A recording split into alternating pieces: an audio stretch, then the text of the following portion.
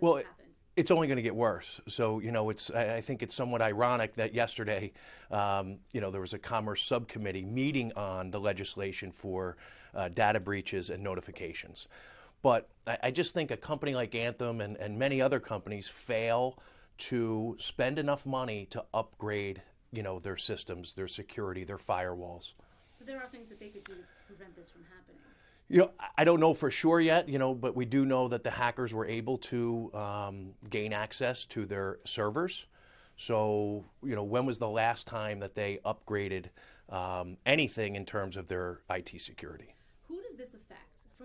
We don't know if anyone in New Jersey was actually affected because Anthem, from what we're trying to find out, Anthem has not told us. They're not saying how many people are where. Exactly. But people in New Jersey could be affected because there are affiliate companies through Anthem that are also, now been exposed. And that's about 67 million people. The 37 million people that are directly enrolled with Anthem are for sure have been affected. What do you mean by affiliate companies? Affiliate companies, third-party vendors that work with Anthem, doctors, hospital networks, things like that. So, what do we need? First off, if you're concerned that you might have been affected by this breach, what should you do immediately? You should get a copy of a credit report. Take a look at it. Obviously, look for any red flags, accounts that don't belong to you, addresses, recently added addresses that you have never lived at. So one of the things that the identity thieves do is they try to establish a completely new identity, and they'll use a different name, a different address, but they're going to use your social security number. So look at the report, and then, unfortunately, in today's day and world, you really need to be involved in a credit monitoring program that also has the resolution services, because people always say, Paul, what if I get the alert that somebody just tried to open up a credit card or multiple cards, or they're leasing a car or buying a house? So the average person doesn't know what to do. So make sure you have some type of resolution service that goes along with the credit monitoring. And I say it's unfortunate because the free services that are out there are just inadequate. So people are going to wind up having to pay anywhere from $10 to $20 a month for that service. But it's the world we live in. Yeah, tell me about a little more about these programs. These are not things that are offered through the government. These are not things that are offered, those free, like what I did, the free fraud. The fraud alert, so if you've been affected, you might want to even go take it a step further and put a security freeze on your credit reports. And that means that no one, including you, would be able to gain access to your credit reports without first providing a PIN or a password. The fraud alert just says to creditors who are pulling your reports, go an extra step in terms of verifying that the person is who they say they are. How would a credit report help me? Even if someone stole my information yesterday, could they have, with the credit report? So that's where the monitoring comes in. The credit report is a snapshot in real time, and it might not help you if this is something that hasn't been reported yet. So that's where credit monitoring comes in. Once you provide the company with your information, if it's used in any way that's not consistent, you should get an alert via email or text. Tell me more about these. Who does these monitoring programs that you would have to, pay for? Well, the shameless plug would be we, Better Qualified, certainly provides free credit reports along with a monitoring service that really is, ours is only like $6.95 a month. So again, anywhere from $7, $8. Some of the higher ones, like there's a LifeLock, most of the people know because they do so much marketing. But they're on the upper side, $20, lots of bells and whistles that I don't think you really need. You need to be alerted, and you need to have the resolution service. Someone that's going to help you. If someone's opened up the reports, what do I do? Well, you need to file a police report, and you need to contact the creditors. And, the average person spends about 2 years trying to undo what the identity thieves have done. And is this what happened here, this breach? Do you think the company's doing enough to help?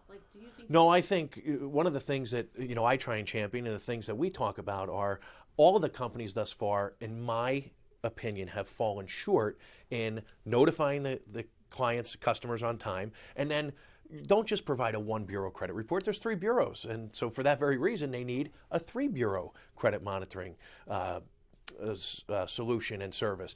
And how about letting them know they stole your email, Marcy? So be on the lookout for phishing emails that look like they're going to come from Anthem. And we know from Target and Neiman Marcus and Chase that the identity thieves emailed their clients, and people gave even more of their personal information because they weren't made aware that these phishing emails are going to come. They have your phone number.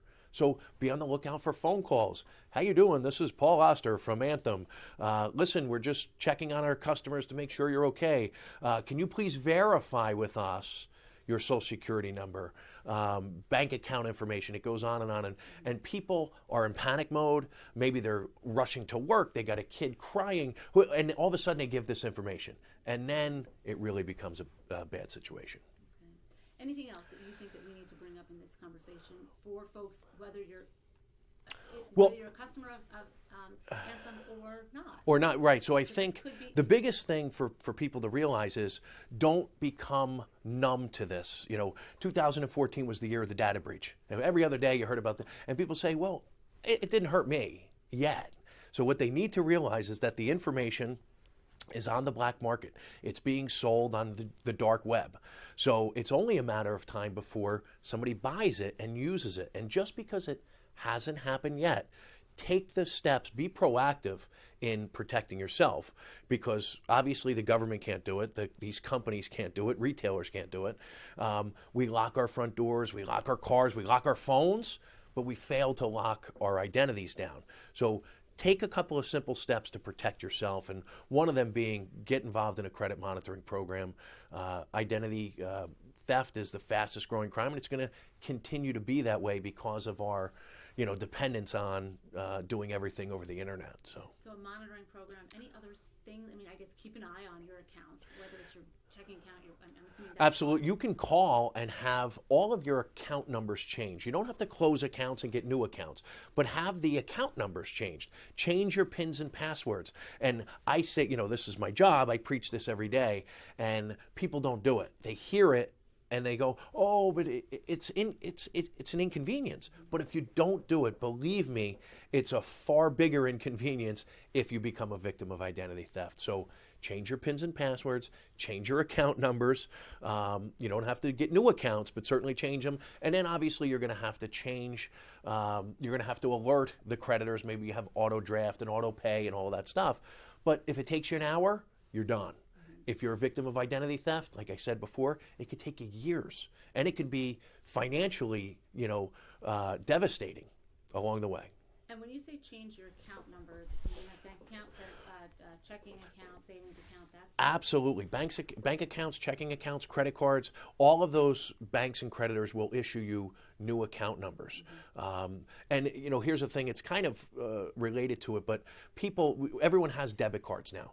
But when you go to the store, the default is for you to use it as a debit card because the retailer pays less money to process that transaction.